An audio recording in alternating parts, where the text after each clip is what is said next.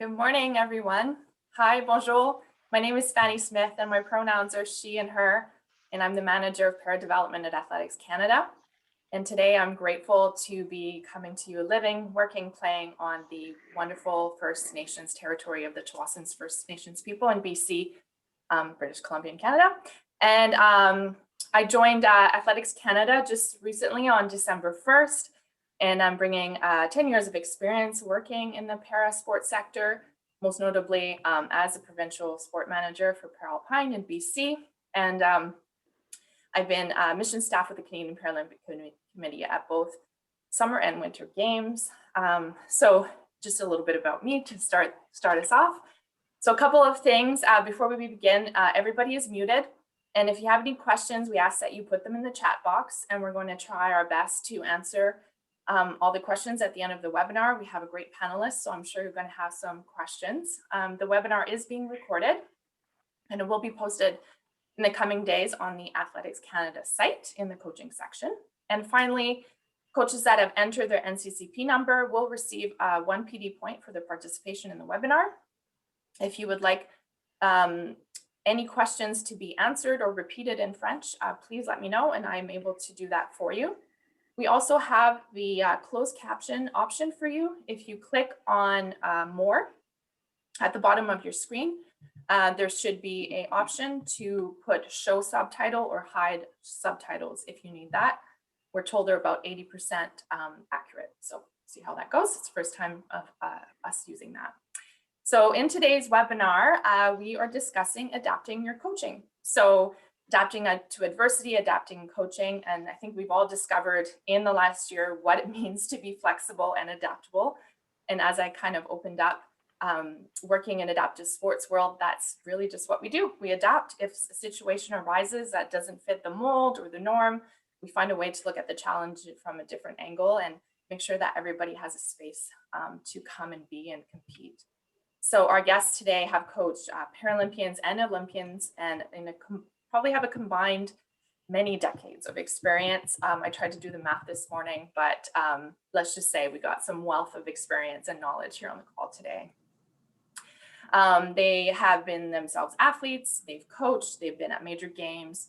So really kind of using their wealth today to ask them about how they adapt to adversity and how they've adapted their coaching and their experience as a mental health, mental performance trainer, and as well as an athlete. So I'm going to start by walking them to our webinar today, and I look forward to this great discussion. I will introduce you all, and then I have a little icebreaker for everybody to get us started this morning. So first, I'm going to start with Heather Hennigar. She's one of Canada's top endurance coaches, and Heather leads in altitude training and is currently the lead coach for the West Hub. Heather, can you give us a quick intro of who you're coaching at the moment, a little bit more about yourself, what you're focusing on? And the bit of fun this morning is, would you rather not be able to stop dancing or not be able to stop singing? Should I answer that first? It's up to you. I'll start with that. I would rather not be able to stop dancing because I think that would be entertaining for people, and I would rather entertain than annoy. So my response. So yeah, I'm a coach at the West Hub. I coach a group of 10 athletes right now, ranging from 400 meters up through all the middle distance events. And it's a mix, a gendered mix. So we have 6 females, 4 males, and a mix of able-bodied and para as well. So includes Erin Teshik, Mariah Kelly, Laurence Cote, Olivia Romano, Orly, Levoix Dubois, Sveta Martinova, Nate Reach, Vaughn Taylor, Thomas Normandy, Zach Gringa. So that's the roster right now, and our planning is really focused on Tokyo preparations at the moment. So preparing the group for qualification and be prepared for the games. But we also have a mix of athletes that I was looking more for the long term for 2024 as well. Excellent. That's a great mix right there. Next up, I'm going to go to Kurt. Kurt is the head coach of Border City Athletics Club, where he has coached a variety of different athletes at all levels. They range from youth to university, Olympians and Paralympians. He's the creator of the Women's Can Summit and a recent recipient of the Canadian Running's Community Builder of the Year Award. Kurt, what does your world look like these days? And same question to you, dancing or singing? I think I'm going to piggyback off of what Heather said. For sure, dancing. Yeah, I'd much rather not stop dancing. But my world right now, well, I'm currently on lunch at the elementary school I teach at. And right now, the world looks like anything. It could be anything from outdoors. We've had some pretty beautiful weather here in Windsor in the last couple days, but a week ago we also were at -20 and had snow. So it can be a range of anything, as well as training locations. We are potentially inside the second floor of Sears, former Sears, training in there. As well as we could be on the hills at Malden Park. So it's diverse, it's ever changing. It's a lot of fun trying to solve problems and figure out, how best to have these athletes adapt to whatever, is coming our way. But it's, I think as everyone else, it's pretty ever changing. Yes, excellent. I want to hear more about that Sears. That's really funny. So over to Dr. John Coleman. John is a mental performance consulting, specializing in opening pathways to personal evolution and high performance. He's over 15 years of experience and has been the lead mental performance consultant on a number of Canadian Olympic and Paralympic programs, including athletics, biathlon, cross country, Paralpine, and Paranordic. John's progressive and relevant contribution to the field of human performance enhancements are internationally sought after. John, I know I've missed some stuff there because you have a great, amazing resume, but how are you keeping mentally fit during these times? And same question, singing or dancing? Someone wants someone to sing all the answers today. So if someone chooses singing, I guess you're singing, but it's not going to be me. And those answers are combined, actually. How am I keeping mentally well? I'm dancing a lot, actually, with a 4-year-old son and my wife. Every morning we start our day with a little dance and crank up the music. My son typically wants reggae, but sometimes he's the DJ and so whatever he wants. So so continue to dance would be my answer for that one. And I mean, I'm so grateful for, I live on Vancouver Island in Souk, right near the ocean, right near a river. We're outside pretty much every day. And amidst all the changes that have been happening, that the gratitude of the opportunities we have to be outside and to be connected with our family, friends, and nature is just growing every day for me. And so that's what really contributes to my mental wellness, is that gratitude for what I do have and what those around me do have. And part of my work is to support people that are going through the challenges as well. We're all going through challenges in our own way, but it's affecting people in different ways. So that gratitude piece is definitely a huge one for me for that mental wellness of late. Great, excellent. I love that. And we're going all the way across the pond to Arno Mul. Arno is the head coach of the Dutch para-athletics team. He's helped coach athletes to 8 World Championship medals, 2 of which were gold, including Canada's own Brent Lakatos. Arno first became involved in para-athletics in 2011 when his female athlete won a silver medal at the World Cup in Christchurch. Arno has also been a drill instructor for the Army and a principal of a high school.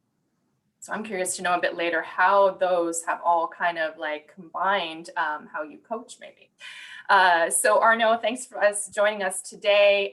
Quick kind of question. We're all in Canada kind of dealing with what's happening here, but how are things over there? And also, would you rather able to not be able to stop dancing or not stop singing? Yeah, I think I'm the last, Yes. but thanks for having me. I'm not going to sing. I'm not allowed to sing in public, actually. I can sing in the shower or in my car, and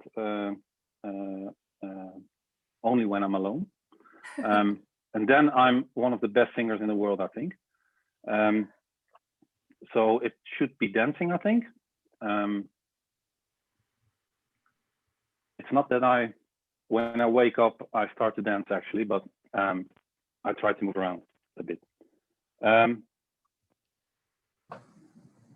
So yeah, things here are pretty easy actually, and we can do, as a coach, I can do pretty much whatever I want to do. We had some adaptive things in the beginning of the Corona stuff. I can tell about that later.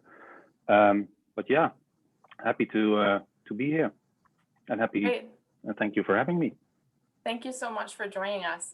I'd probably also choose dancing, and because I don't really have a great singing voice, but I think my kids would not like either options. So now that we've established that, let's get into it.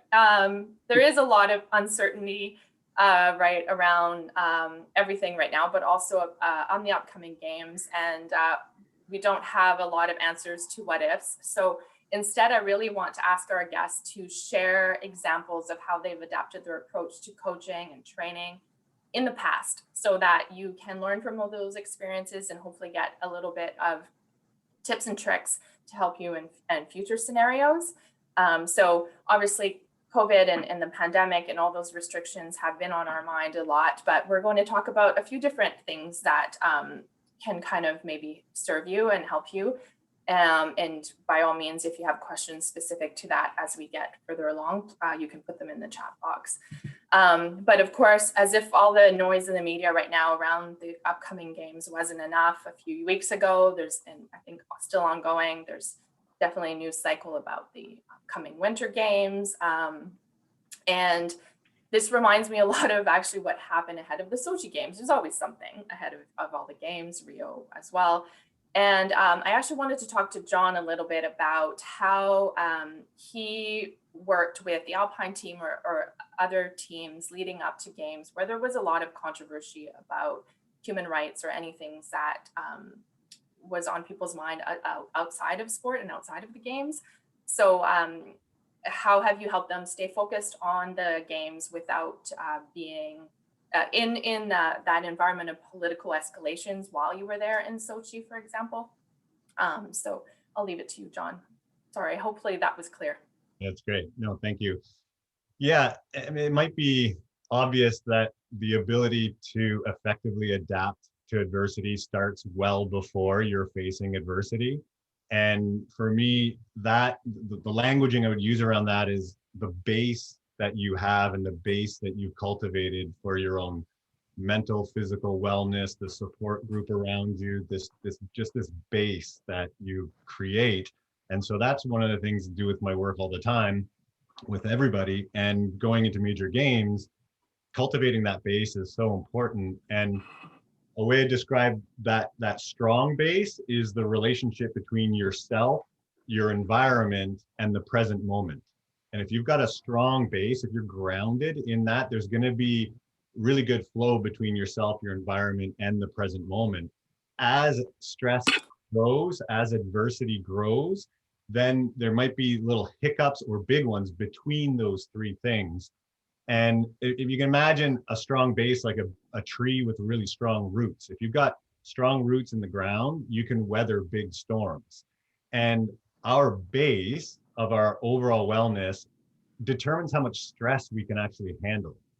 And this is obviously very important for just training, because if you've got a strong base, good tools to adapt to what's going on, then your coaches can actually give more training load. You can adapt to more stress, and you can learn from it. So that's the main thing with all the groups going into all the games, everything, is that cultivating this base. And that's a daily thing. Specifically going into major games with teams, do a what if scenario where athletes, support staff, coaches, management, everyone's in this meeting, and we just brainstorm what if. And everyone's invited to really be creative, and nothing's too big. And so the imagination can come in. For me, it gives me a sense of where people are at with their answers and what's coming up for them. And then obviously we literally make lists of things. We're like, this is something we can actually take care of. This is something that we'll have to have skills to adapt in the moment. And it's such a valuable tool to do these what if sessions. And going into Sochi, some of the ones that we all laughed at in the session were like, wow, that'd be crazy if that happened. there were some things that were like, oh my gosh, it's happening. and so even that initial hit of, oh my gosh, it was easier to then, okay, let's get to work. And what it creates is this ability to, again, ground in what's important now and what's important next. And to keep that focus on these two things, what's important now, what's important next, and not get blinded by the chaos of what's happening. So a quick story about landing in Sochi and the adversity right away. So I was there with a bunch of teams and Para-Nordic specifically, and Brian Mckeever got sick like day 2 upon arrival, and like sick. So we'd already talked about what if an athlete gets sick. Rooms were already booked down in the valley, so lower altitude, and rooms were there. So he got sent to the room, isolated from everyone else. And another thing that we had already planned was I was going to have breakfast with him every morning. I mean, Brian was not only hoping to, but expected to win multiple gold medals. And part of the planning for it was that we would have this real specific daily check-in. And the first day is like, how's it going? He's like, terrible. Like, I'm sick. Like, I'm just straight up sick. And every single day after that, when I asked how's it going, he said worse. It got worse and worse and worse throughout the games. And at the end of the games, he had won 5 gold medals. And literally his day looked like going up, testing skis, warming up, performing, cooling down, going back to his bed, and just trying to recover any energy he could. So every day was this massive adversity. And every day the conversation he and I had was, you know, my messaging to him was like, well, you got to put your work boots on. This isn't going to be one of those games where the races are going to feel good and you're going to have all those things. Like, it's going to be a grind the whole time. And it was. And so his ability, he's such a great person, such an amazing performer, professional, all these things, the base that he has cultivated throughout his career was able to manage those massive stressors, and not just manage them and, you know, have a good thing. He won every single race he went in, which was, you know, incredible. And within each of those races, there were massive adversities that would take up the rest of the call. So I'll leave it at that, at this pace of like our own individual cultivating our base of wellness each day, the clarity of what are some adversities we might face and facing them head on. I think we need to face them head on. If we try and shy away from them, they're gonna get us. So we need to have that cultivated confidence, like, no, we can deal with this. What are we doing now? What are we doing next? Yeah, that's a really great tip. I think that to take away, having that great base and not waiting until something kind of hits you over the head.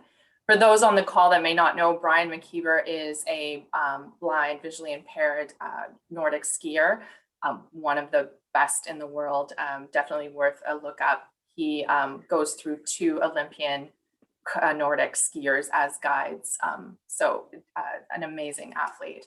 In the same race sometimes, because yeah, he's fast, one Olympian will go and then they'll pull off and the next one will go to have enough. And he's incredible to watch. Yeah. In that what if scenario, those pieces of preparation, actually, is funny that you bring that up, because as my time and mission staff, like behind the scenes, kind of preparing to make sure that when you all arrive at the games, you don't have to worry about all those little details. We went through that kind of what if scenarios. And one of the scenarios was actually, I think, based on Josh Duick, who's a skier, sit skier with the Paralpine team. His sit ski didn't show up in Sochi, or got lost or something like that.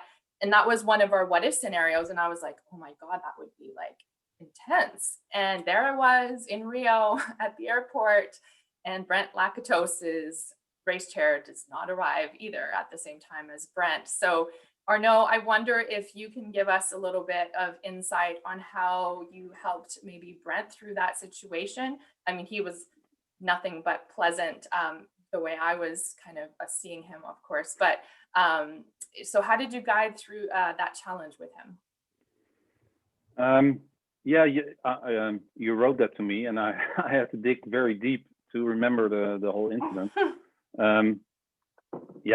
What happened, and that was what I think what John said. You have to. I think that's what I picked from John's words. What if scenarios and be prepared. And what happened with Brand was that he had 2 chairs, and he had 1 chair shipped by with a boat from England to Rio, because it was a very lightweight chair. And when it arrived in Rio, there was a strike in the harbor. So he had 1 chair, and 1 chair, his spare chair, was in the harbor. So I like to depend on the team I have around me, because I am not the one who's going to make the calls. I got a team manager for that. And I strongly build on the trust I place in other people. So the team I have around me, from manager to assistant coach to equipment managers to you name it, I trust them. I trust them to solve that problem. And I think the problem was solved in the end in Rio. I think through the Canadian embassy. I'm not really sure about it anymore, but yeah, things like that happen. And yeah, if you say, well, if a sit ski doesn't arrive, yeah, but what if one of the sit skis breaks? What if a chair breaks? What if a blade of a blade runner breaks? What if? No, well, you can name them, right? Mm-hmm. So preparation is king in this case, I think. Look through all the what if scenarios, but also try not to be surprised if something like that happens. If you go to Rio, we knew on forehand that we could have trouble like that with the Dutch team as well. If you go to, for instance, if you go to the Caribbean, it might happen that things are not going in the same speed as you normally would have. Be prepared for that. Traveling means waiting, for instance. Some of my athletes are very impatient. So if there is a delay, for instance, we talk with everyone. If there's a delay, you can't influence or you can't speed up the delays, right? Make sure that you have something to do. Learn to do something. Some athletes are bored so easily. If they're not in their chair, or if they're not running, or if they're not playing with their Nintendo or whatever, they get bored. And so be prepared. Be prepared. In the case of the chair of Brent, he had a chair. So obviously it's not nice if the chair you want to race in is not there, but you have a spare one. Mm-hmm. If one chair breaks, you have another. If a blade breaks, there's a spare one. Bring all the nuts and bolts you have, and still then you're going to be surprised, because exactly. Those things happen. But trust the people around you to solve that problem if you can't solve it yourself. And so preparation, trusting your preparation, team. yeah, and be aware of what you can influence and what you can't influence. If it's raining, no one can do anything about it. So the way you manage those expectations is one of the key factors, I would say. Absolutely. You can't change what you can't control, really. Heather, correct. Kurt, I wonder if you have anything to add on this piece in particular before we move on? I'll just echo that point in terms of controlling the controllables. I think that's one of the anchoring pieces for our group is, being able to very quickly articulate if this is something in your sphere, that you can action on, or if it's something that, you have to accept and move on. And luckily we work with John Coleman quite extensively. So that concept of resilience and preparation is pretty key with us. Yeah, great. Kurt, did you have anything you wanted to add? No, I think John, Arno, and Heather covered that incredibly well. So, I'm learning stuff here too. Excellent. So yeah, challenges that occur such as media noise and equipment, they aren't particular to Olympians or Paralympians. So you can see there's a lot of similarities, probably more than differences on how you help navigate someone through adversity. I want to dive in on how you as a coach, Heather, have adapted your coaching style at training camps and where you integrate both Paralympians and Olympians. can you take us back also to maybe when you first started integrating Paralympians in your coaching, and how you adapted your coaching style, if you remember, or if it was even a process? It was quite a process, actually, and I think it's a really interesting question. And because you mentioned coaching style, I think that's anchored in philosophy. So I'll go a little philosophical here, but I think I was a decade into coaching multiple different environments, and before I actually started coaching a para athlete.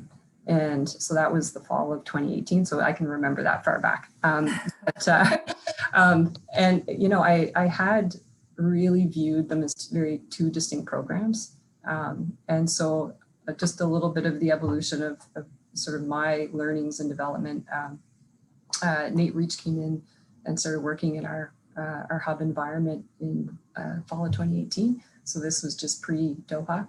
And I very quickly recognized that he had key attributes to high performing athletes and to being a high performer. And, some of those I think are innate with Nate, but, some are learned habits from, some people are maybe aware of Nate's history, and he's very open with his background, but he was hit in the head by a golf ball when he was 10 years old, and resulted in some brain trauma, and he was told he would never walk again, potentially never run again.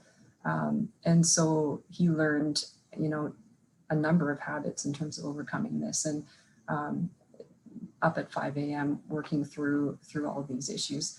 And out of that, he developed huge work ethic and a love of learning as well in terms of overcoming challenges. And so Nate integrated into our environment, and I suddenly started realizing that actually just cut coaching another athlete, and so my perception sort of changed. And you look at assess skill sets and strengths, and coach to the individual. But I guess secondarily to that, I've actually realized we've had an influx of para athletes into the hub, and I've realized that there are mutual benefits, and the para athletes actually really appreciate the distinction of the program and have a lot of pride, and there's a lot of gratitude there, and I think it lends very well to the overall environment. So I guess to tie it back, what I would say is the feedback from the athletes in an integrated environment is that there's learnings on both sides. And on the able-bodied side, incredibly level of depth in track and field on the Olympic side. And if you want to be in the game, you got to work really, really hard and turn over every stone. And the feedback on the para side is certainly that there's learnings to be had there, and so they're being pushed every day. From Nate's perspective, he's talked a lot about the opportunity to get exposure to altitude, to go to training camps, to go to Europe, things that he might not have been engaged in before. And so, I guess the main things for me are that there's been, a tremendous amount of mutual benefit all around. I'd say the second thing that I've really learned is reliance on team, as I think Arno commented on earlier. The complexity of having the combined program. So, we've got 4 championship teams in 2019 from the 2 teams in Lima and Doha and Dubai. And so in order to make that schedule work, it was a massive effort on behalf of the entire staff to kind of pull that off. And, personally from my coaching style, I'd say I've become quite a bit more adaptable. I have a higher appreciation of that growth mindset that, a lot of para athletes bring to the table. And, I think because of the level of, challenge that they've been, that they've experienced and overcoming this, there's there's a greater perspective, and with greater perspective often comes levity and lightness. And so that, you know, that infiltrating the environment and the impact on sort of flow state and performance state has been massive. And, you know, I think probably the last point I'll make is, you know, with the para program and many of the para athletes, they're, you know, when they land on your doorstep, there's a history and often stories that are highlighted. And it's often involves a tremendous amount of challenge and overcoming adversity. And so in terms of my own coaching style, I think I've brought that into the Olympic program as well, and realizing that every human that lands on my doorstep often has, you know, an entire narrative behind them, and often informs why they have the goals they have, how they're going to approach them. And so generally, yeah, I believe I've become a much more flexible, adaptable coach. So I think I've gone a little bit higher level on that than some of the finer details, but that's sort of been the impact of combining programs. Yeah, no, that's great insight. Thank you so much. I want to ask the same question to both Arno and Kurt, you know, similar to Heather. But I just want to jump to John really quickly. Heather was speaking on mindset and, you know, these stories that Paralympian athletes might bring. Do you have anything to maybe help coaches in approaching or guiding them in welcoming athletes for the first time that maybe come from the para side? Maybe there's some unknown there, and sometimes when we don't know things, and it can be a little daunting. Yeah, great question, great point, and it's so critical. And for me, mindset wise, a great way of when you are facing adversity to switch it from either going to panic and shutdown mode to open and learn mode is literally in asking, what can we learn? Like in that moment, what can we learn from this? And another big takeaway I hope everyone can get is that stress isn't bad. And so many times when we feel stress, we can have that perspective of, great, this is an opportunity to learn. I mean, this is high performance sport. It's all about facing our limits. It's all about going beyond them. So it's about facing adversity and the adversity of our own limits in our performance space. So in terms of mindset, there's tons of things we can talk about with that, but that is to simplify it down to an effective tool, an actual practical tool in the moment of adversity. Is like, what can we learn from this? So for Arno with his athlete in Rio, it's like, what can we learn? Can we learn how to perform our best in our backup chair? For Brian, can I learn how to perform my best while I'm actually sick? And it just changes it 180 degrees from, oh no, poor me, this is bad, this wasn't the way it was planned, to, okay, what can we learn from this? Let's, again, what are we doing right now? What are we doing next? And mindset wise, that question of what can I learn right now is a game changer. For sure. Kurt, you have a variety of different experience, like from being an athlete, from being injured, coming back from injury. You coach in Sears. You have all these different kind of elements that you're adapting to all the time. So a bit of a similar question to Heather, like how do you adapt coaching a kid to a university student to someone that has to train in the Sears to being able to train outdoors, or you know, coming back from injury? Or is there a thread, or do you approach everything differently? I think Heather covered things in a really great way as well as John did. For me, it's like you said, it is a little different because it is quite a bit of a diverse group that I've had to coach over the last little while. I think the first thing you do is you look at the athlete that you're working with. And then then from there you start to identify skills or traits that they need. So I'll go back to a story, keeping in the theme with para. I had a para athlete that was long jumping, Megan Muscat, years ago.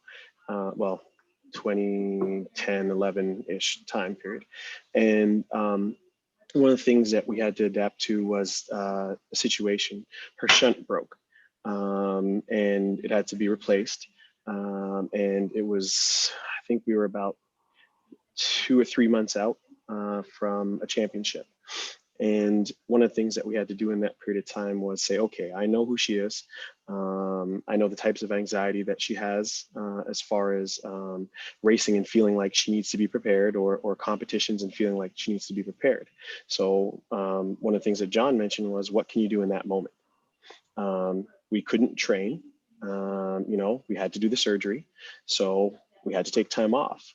And what we did was we just went to doing something as simple as sitting down, being able to watch old race videos and old competition videos for her. And it may have sounded like something that was kind of rudimentary, but that's really all we could do with her at that particular point in time, and have her sit there and just focus on them. So because of obviously the type of surgery and the severity of it, that in that moment, that's something that worked for a few weeks, and then we had to basically slowly bring her back. So I think when we look at things like that, that's one thing that you can do. Another situation that I can think about with us having to adapt would have been Brandon Mcbride at Nationals in 2018. We had a situation where he had recently come over to our group, and he lost his spikes. He left his spikes the night before. And sorry about the bell here. He lost his spikes the night before at national championships.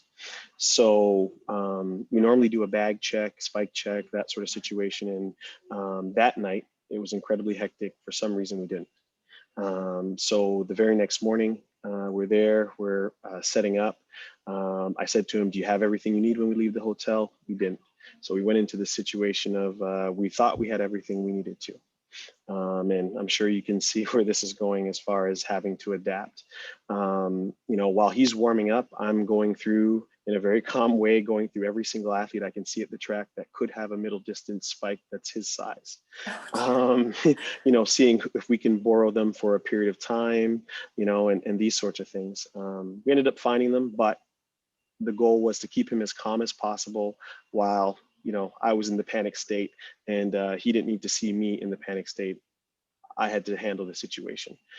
So that's another example of us having to adapt. And the last one I'll say as far as adaptation, this is more along the lines of moving from athlete to athlete as they progress through. I think the key thing is if you're working with a 400-meter athlete in late grade school to late high school to late university, the skills, the program, it can relatively stay similar because it's always based on obviously the principles that you're trying to instill in the athlete.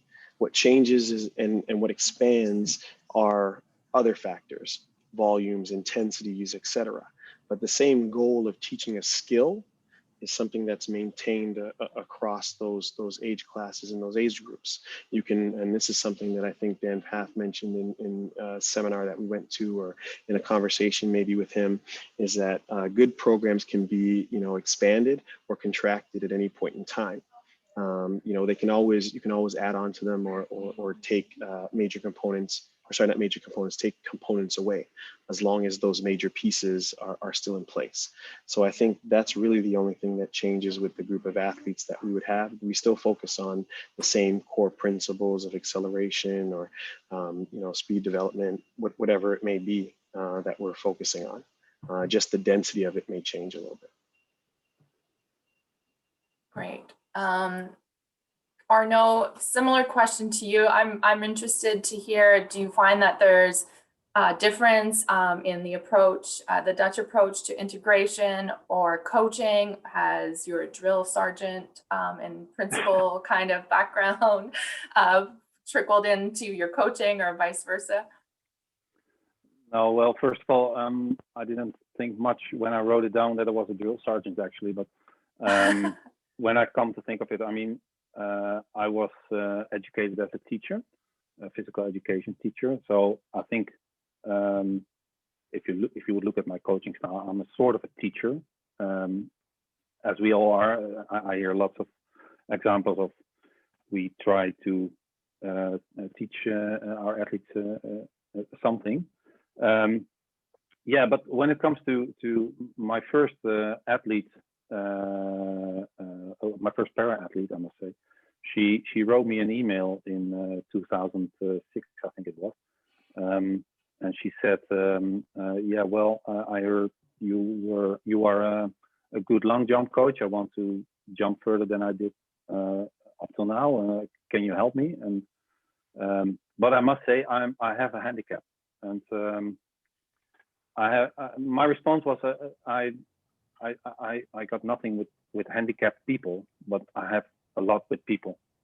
So from that moment on, I learned every time because I was at first a little bit scared to ask what happened. Why do you miss a leg? Why are you in a wheelchair? Why are you? Well, when you're little, obviously. But so what I learned, and what I would suggest to everyone listening, if you're not coaching para athletes now, start doing it, because it makes you a better coach. One of the things some athletes that started to train with me, that's what para athletes say, was if I did some sort of drill, they said, "Oh, I can't do it." I don't know. Show me you can't do it. And when they tried, most of the time with some little adaptation, they could do it. It makes you a better coach to work with para athletes.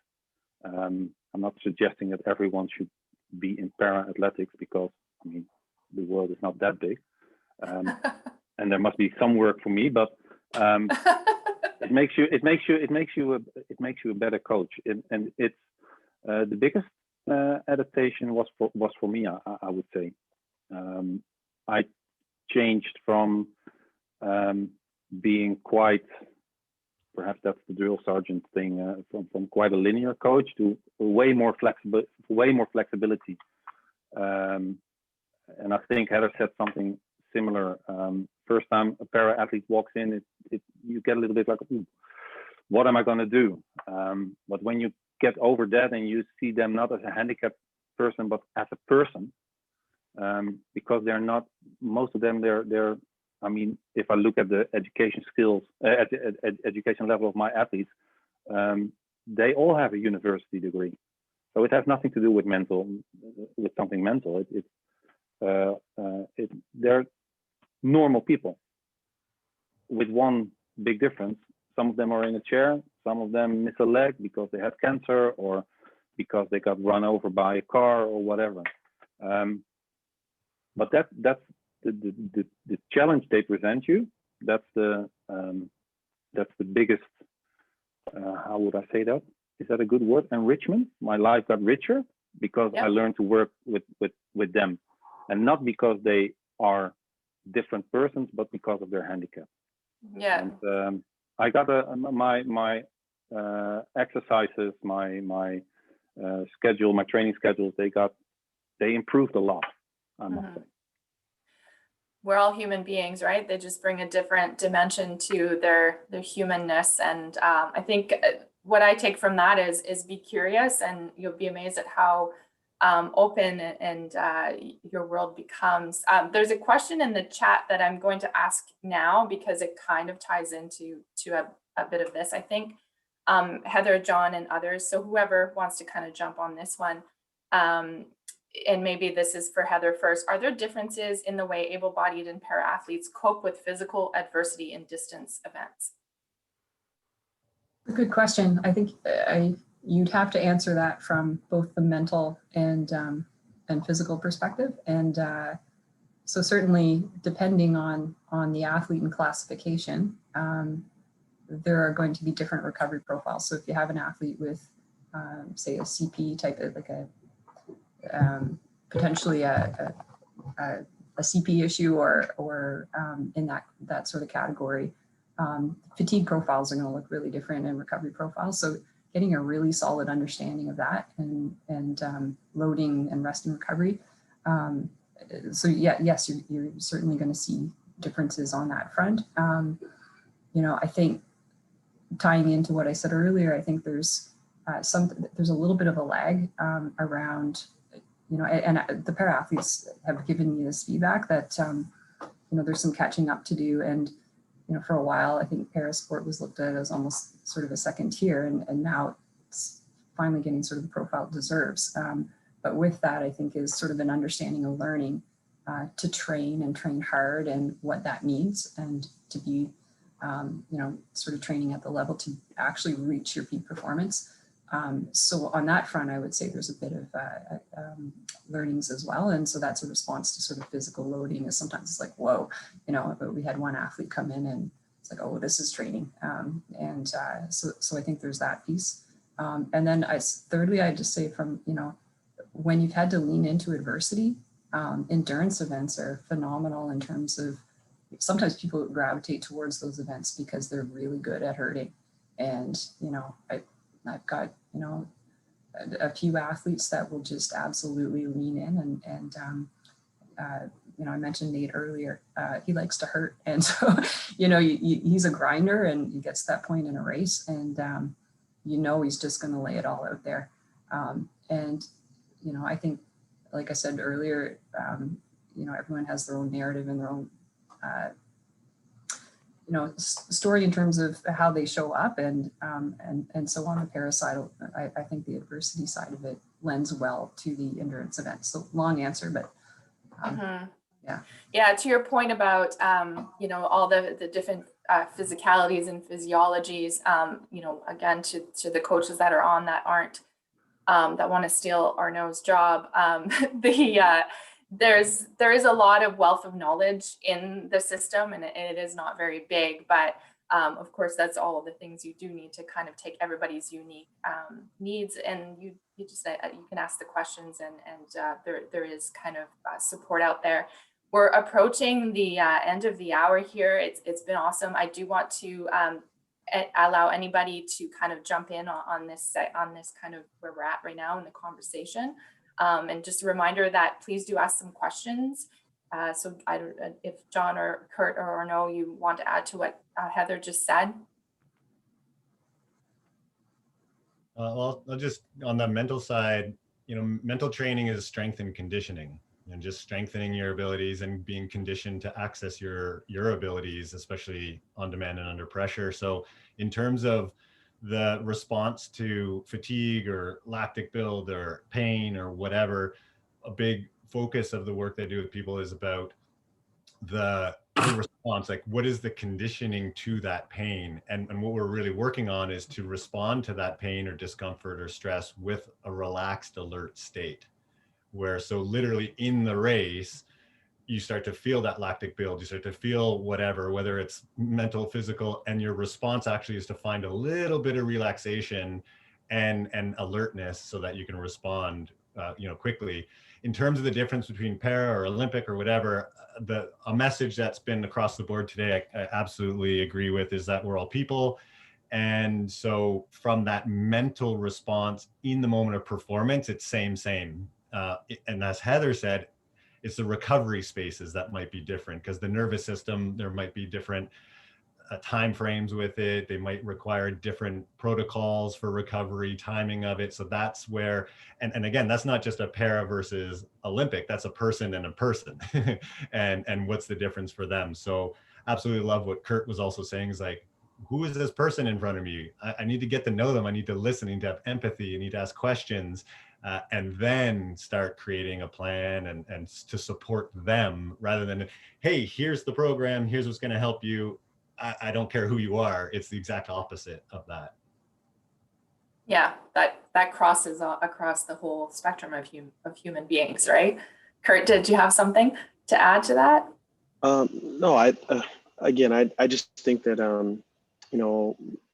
when you're dealing with an athlete in general, and it could be someone that has a learning disability, it could be a physical disability, it could be an anxiety, it could be anything.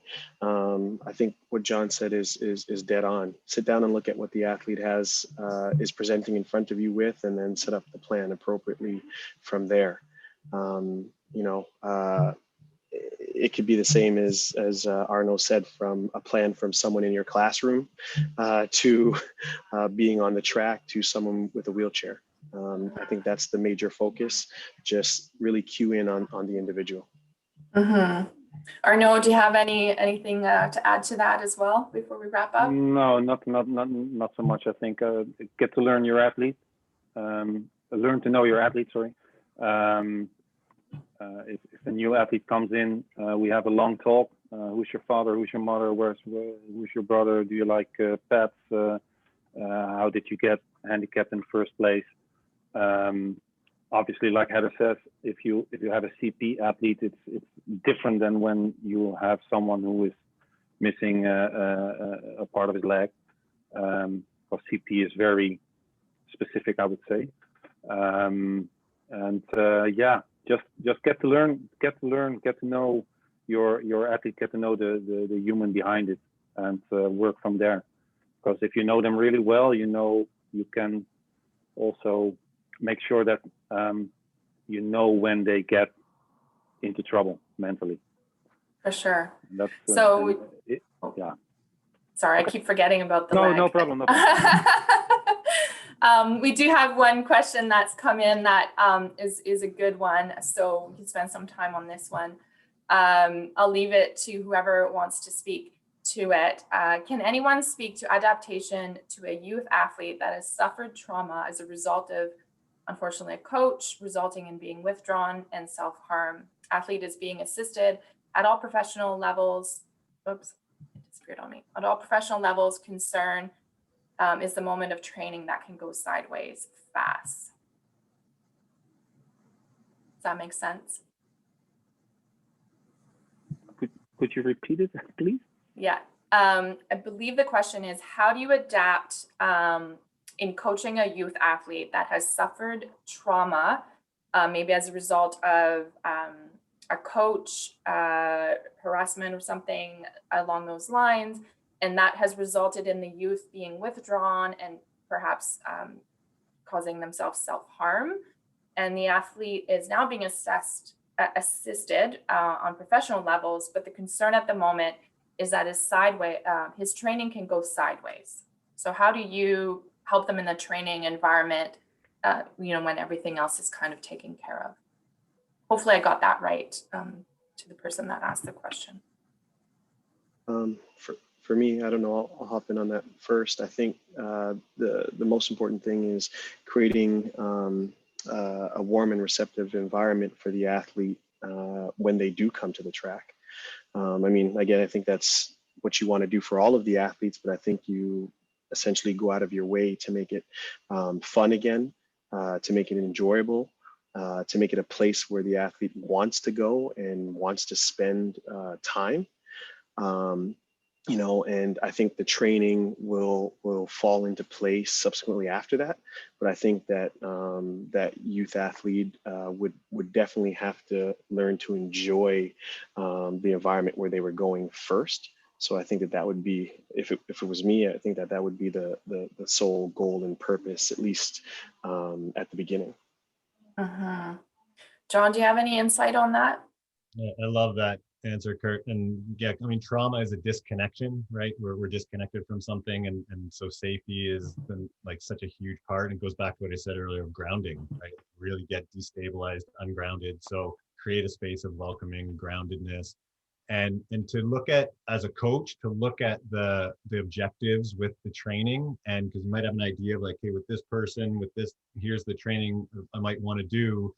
And like Kurt said, like that's in the back burner, and even to modify what those objectives are with mental challenges, mental injury, mental illness, that it's just like the physical body. So if there's a sprained ankle or fatigue levels are down, you're going to modify the training objectives and program. And it's the same with the mind, whether it's, someone's having a rough go or something bigger at play. So if they're getting supported with therapy and really good work on that end, I mean, that's great. And that's, I'd say number one. And then coming to the track to have open conversation about those objectives and creating a bit of that breadcrumb for the athlete as well. As like, let's really enjoy this. What are you enjoying? Like ask some really warm questions of like, what are you enjoying? What do you want to do? And yeah, like be prepared in that moment. If it's going sideways in that moment, it's like, okay, create, instead of that, like we need to accomplish this. It's like, okay, adapt straight away to going back to that base of let's have some fun right now. Let's do something that we can. Again, what can we do now and what are we going to do next?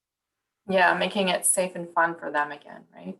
Yeah. Heather, did you have something to add to that? It's a great question. I don't actually. I feel they summed it up well. I was off the back of Kurt. I was going to say that grounding piece that John talked about earlier, and obviously creating and establishing a really safe environment with connection and compassion. And I think there's a lot more research out there in terms of sort of trauma-based coaching and that type of thing, and just making sure that you're really informed. And yeah, I don't have too much to add. I think they did a great job. So. Excellent. Well, I have, unless someone wants to add something else, I have a little fun way to close us off. Gonna make us sing, right? Yes, of course. Well, oh no, the delay keeps like getting to me. No, we're going to be silent, but I think that, the message is as things come around, we can prepare, but of course, things will go sideways. So in the moment, instead of being reactive, perhaps we can stop and take a few breaths. So John is going to close us off with some breathing techniques and give us a few kind of like tips and tricks on how to do that. John, pour finir aujourd'hui, peux-tu nous donner quelques trucs de respiration? So when I was thinking about this, in that moment of adversity, the response of either you have like too little energy or too much energy. So these are two techniques to modify those two. And I'll share, I think the first in English and the second in French.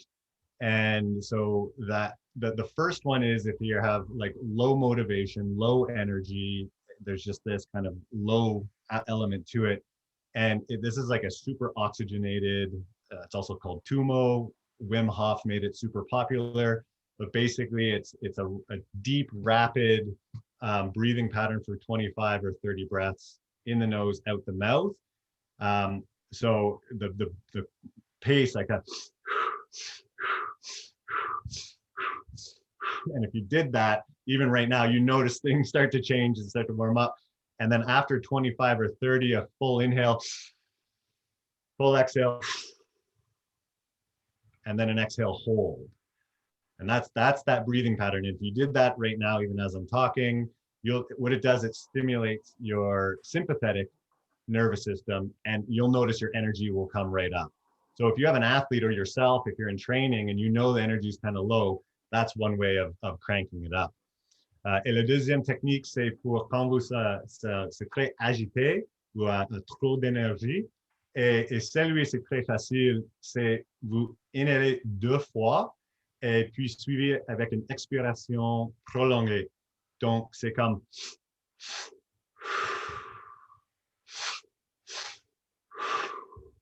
Et la deuxième inspiration tire un peu plus de gaz carbonique de la saigne pour balancer le O2 et le CO2 de la saigne. So it's really balancing the blood gases in your body. So we're using our physiology to bring the energy down.